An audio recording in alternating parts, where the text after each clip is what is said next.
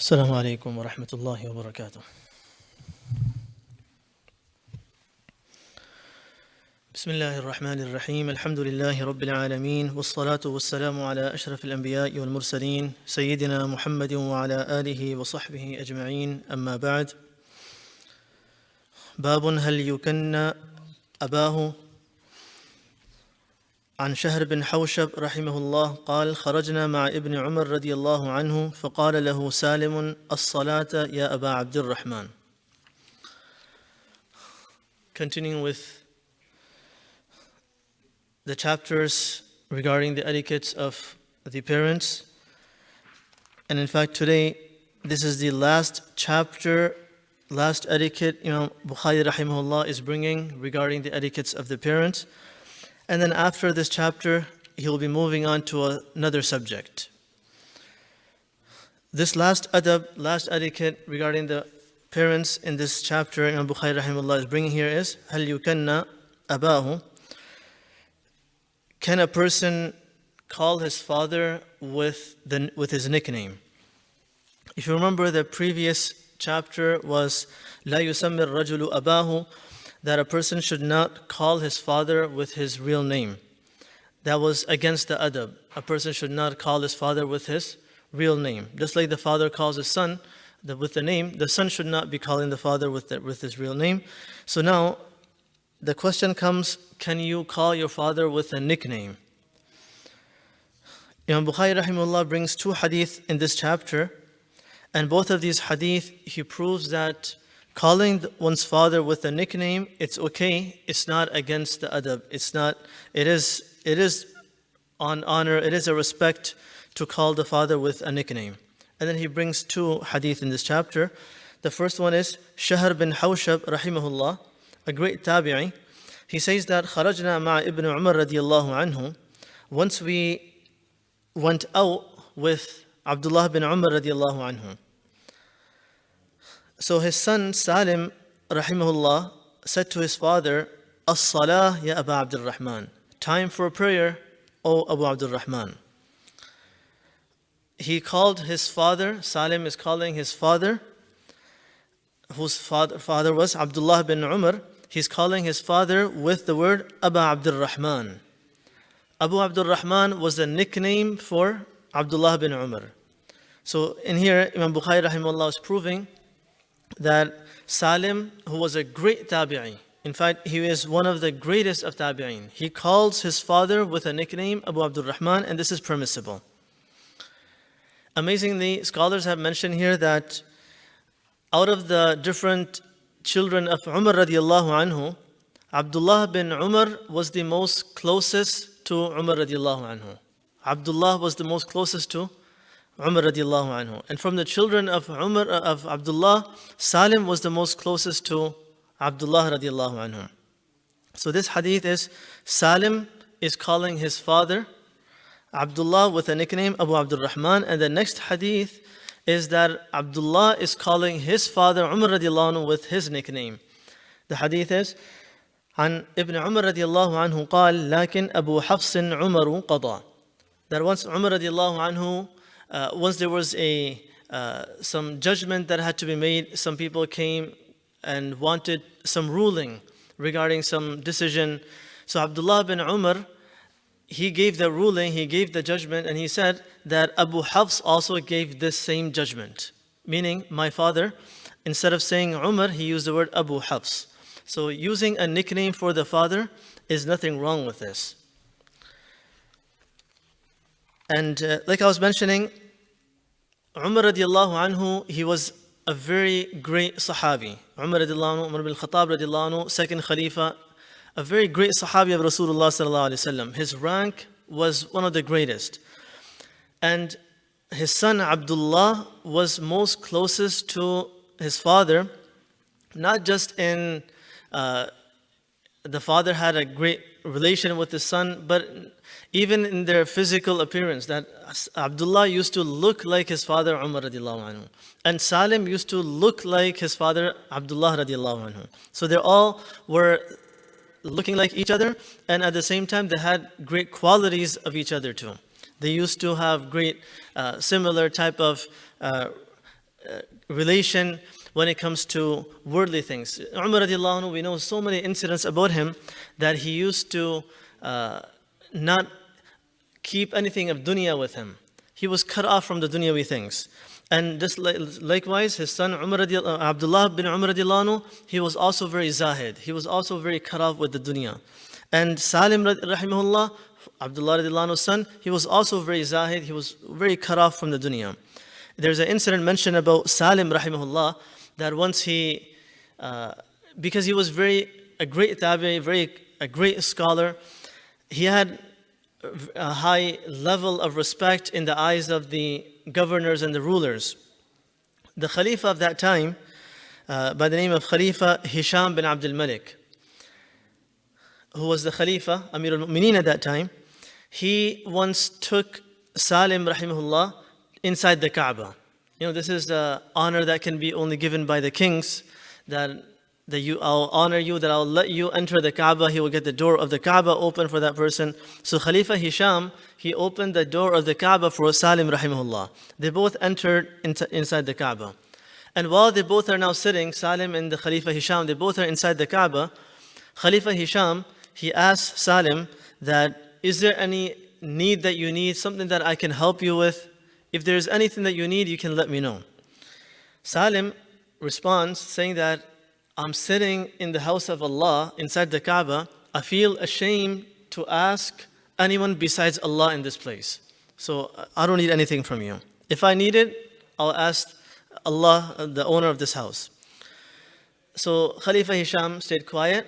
After they both left the Kaaba, when they exited little later, then Khalifa Hisham then approached Salim that, okay, now we're not in the Kaaba. If you have any needs, you can ask me and I'll take care of your needs.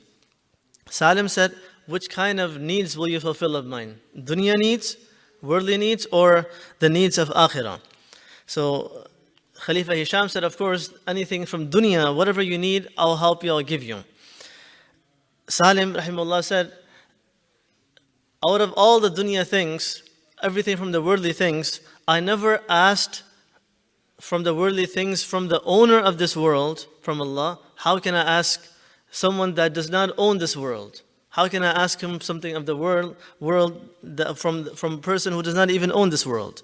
So Salim rahimahullah, he was very zahid. Even the Khalifa of that time, he's asking him that, ask me for anything and I'll help you, whatever your needs are.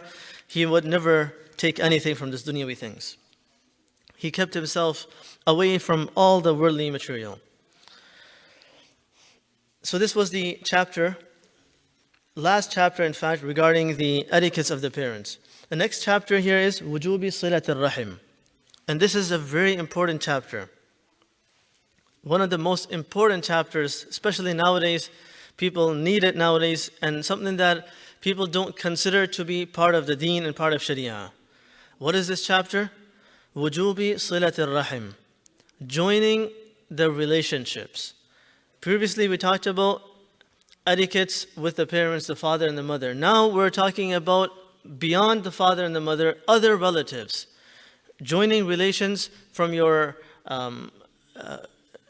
uncles, your aunts, your sisters, your brothers, your cousins, anyone that is related relationships, joining those relationships. And nowadays, like I said, people don't consider this to be of any importance, whereas this is a very strong order of Sharia, to join the relationships. In fact, Imam Bukhari rahimahullah, in this chapter, the only thing he wants to focus in this chapter is that joining the relation is fard. It's not sunnah, it's not a mustahab, it's not something good to do, it's not something desirable. It is fard. It is obligatory, it is compulsory, just like salah is fard, fasting is fard, hajj is fard. Likewise, joining of the relations is fard in Islam. It's not something minor. So in this chapter, Imam Bukhari rahimahullah will only focus and bring those ahadith that are related to showing that this joining of relation is fard in Islam. It's compulsory in Islam. It's not something that, okay, that brother or that uncle or that sister, he does not want to talk to me, he does not like me, okay, that's fine, I won't talk to him too. No, it's not just that light. We need to take it more serious than this. This is one of the fara'id of Islam. So Imam Bukhari rahimahullah brings one hadith, the first hadith. حدثنا كليب بن منفعة قال قال جدي رضي الله عنه يا رسول الله من أبر قال أمك وأباك وأختك وأخاك ومولاك الذي يلي ذلك حق واجب ورحم موصولة. Kulayb bin Manfa'a, rahimahullah, he says, my grandfather asked Rasulullah sallallahu alayhi wasallam, O Messenger of Allah, whom should I be kind to? Man abarru, whom should I be kind to? Who should I show relationship with? Should I be good behavior with? Prophet sallallahu alayhi wasallam responded, Ummak, with your mother. Be kind with your mother. Wa abak, and then your father. And then wa ukhtak, then your sister. And then your brother. Ummak wa abak, we already learned the importance of being kind, being obedient to one's mother and the father. And this is the level of the father and the mother that Ummak is mentioned first. Whom should I be kind to? First, you'll be kind to your mother. And then wa abak, and then be kind to your father also. And number 3, wa ukhtak, your sister. Sister, not to be something that's not, again, it's not someone that we should take very light. It's something that is a relation that Allah subhanahu wa ta'ala, Prophet sallallahu alaihi wasallam, focuses a lot on, and joining that relationship, making sure that you are always good to them, making sure you're not upsetting them, making sure that you take care of whatever they need. So, ukhtak, be kind to your sister. And then, wa akhak, be kind to your brothers. And then, wa mawlak alladhi yalik, and then your other relatives. Mawlak, and then your other relatives who are next in line. So other relatives that are the most closest ones will have more right over the further relatives. So your uncle, will have more right over your someone that's further than the uncle. So Prophet ﷺ is mentioning that all of the relatives have a right, but it has an order. It goes in just like the mother comes first, and then the father, and then the sister, and then the brother, and then there's all the other relatives, and just keep on going in the order that are more closest to you. Prophet ﷺ then mentions one more thing, haqqun wajibun. This is a right that is compulsory. It is not, again, nafil, it's not mustahab, it's not something good. It's a right, just like we have different responsibilities on us. This is also a responsibility that we need to be kind to these people, all the relatives. And then wajibun is compulsory, telling us the ruling. Normally Prophet ﷺ does not mention the ruling, fuqaha mention it. Prophet ﷺ is emphasizing that this is wajib. I'm telling you that there is no difference of opinion in this. Some fuqaha will not say this is sunnah, some will not say it's wajib. Everyone will say this is wajib, I'm telling you. So there's no difference of opinion. Joining of the relations, being kind to the relatives, it's wajib, it's compulsory. And then, one more thing, وَالرَّحِمٌ مَوْصُولَةٌ. These are such relatives, such relations that need to be connected. We need to make sure that we connect them. We cannot, what does it mean by stay connected? Meaning that we need to always talk to them. Even if you're not upset with them, even if you're not angry with them, you're not in a fight with them, you still need to talk to them. Doesn't mean that, I don't have any hard feeling with my brother. You still have to go and talk. You still have to keep that connection. Go and ask him, how are you feeling? Go and ask him, what were you doing today? Do you need any help?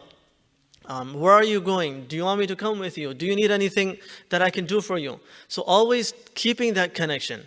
It's not just, Prophet ﷺ is not just saying, don't have a fight with each other. No, making sure that you always stay connected. Always ask how they're feeling, how are they, especially when they're sick, go and take care of them. Especially, a lot of times people say, some relative is graduating, for example. It's a celebration. And now some relatives will feel that, okay, there's nothing for me to do. Why should I go? He's graduating, that's fine. His friends will be there. No, as relatives, we have a right to be there. We have to go and we have to join that relation. We have to make that stronger. So it's not just that we shouldn't have hard feelings. No, we should always make it even stronger and be more closer. So this is very important. Rahimun mawsula. These are to be joined, to be connected.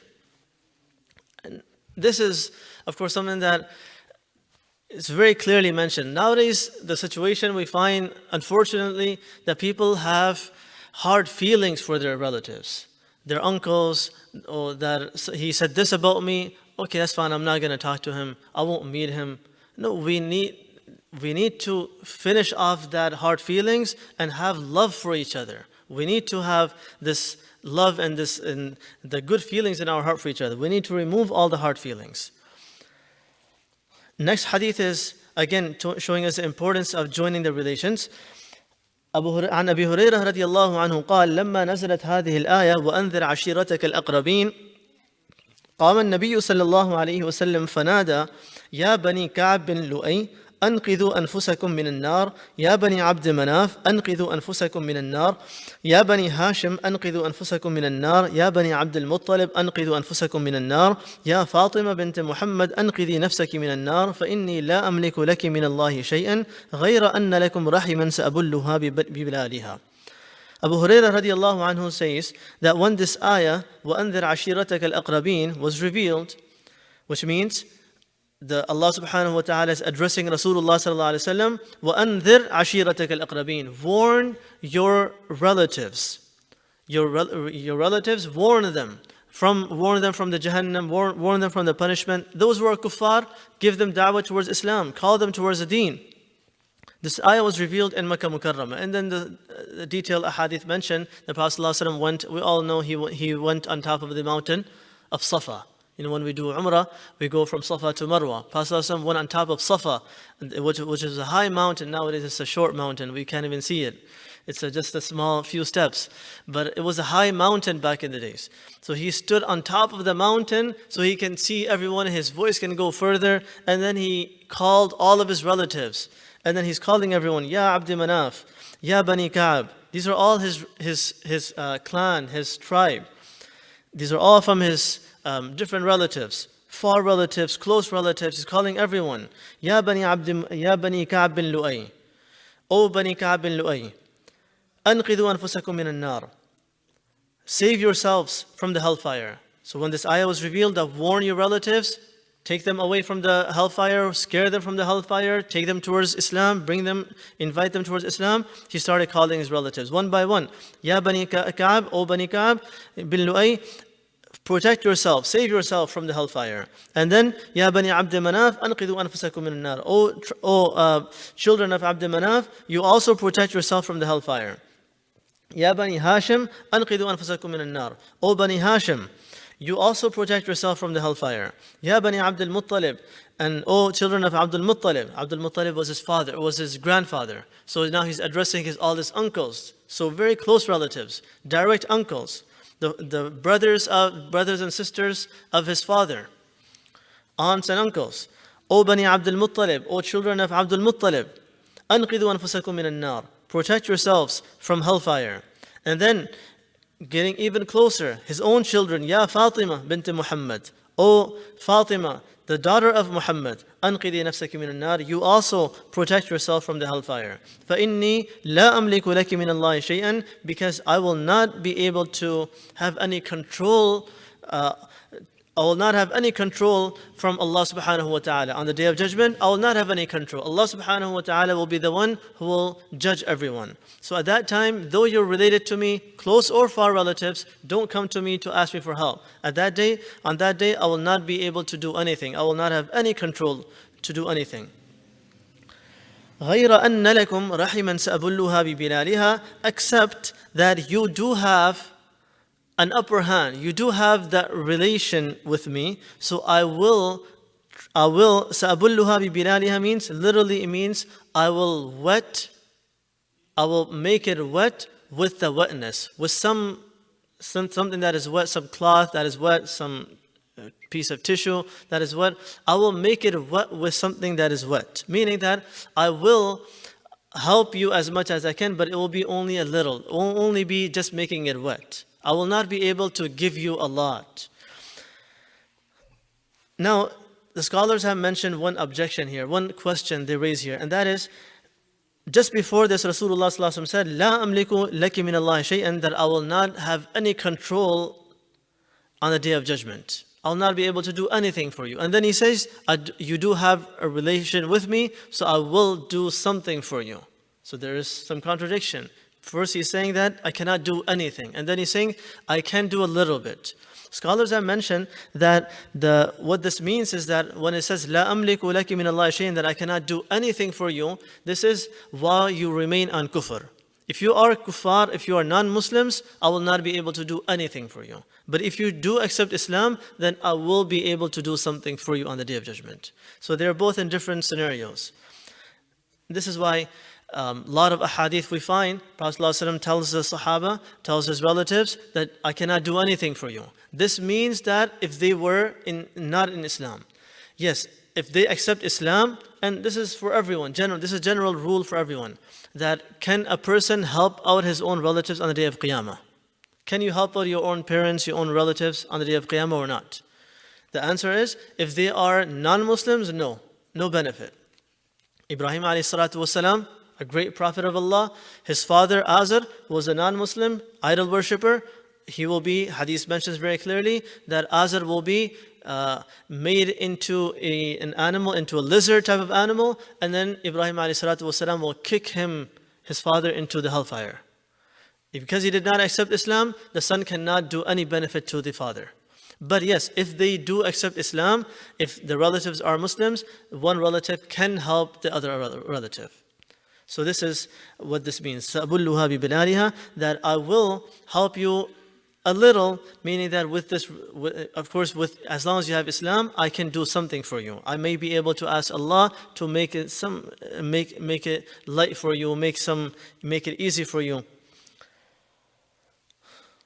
So in this chapter, we'll end with this, and in this chapter, one of the main things that we can learn from this is that the relatives of ours, we need to find out, first of all, who they are. This is very important. Nowadays, a lot of people don't even know their relatives, especially the further relatives. The close ones everyone might know.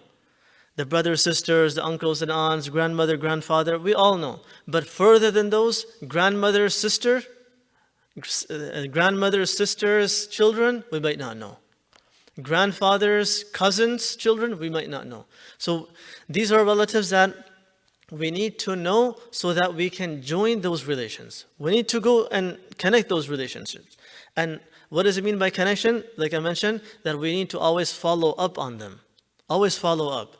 Meaning, how are they feeling? Are they sick? Are they sad? Are they in difficulty? If they are in some good situation, give them some good words. Show them that you're always together. Show them that you're all one, as one family.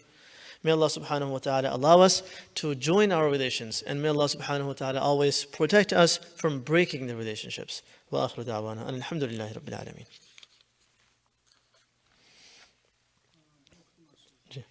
Now you're talking about graduation, but what came in my head was non-Muslims graduation. We are not supposed to go to those things.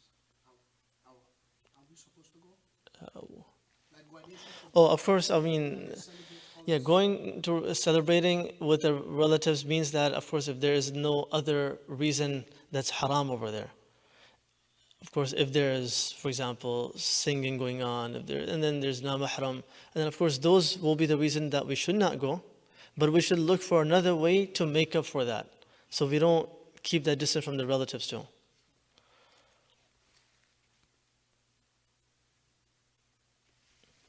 Assalamu alaikum.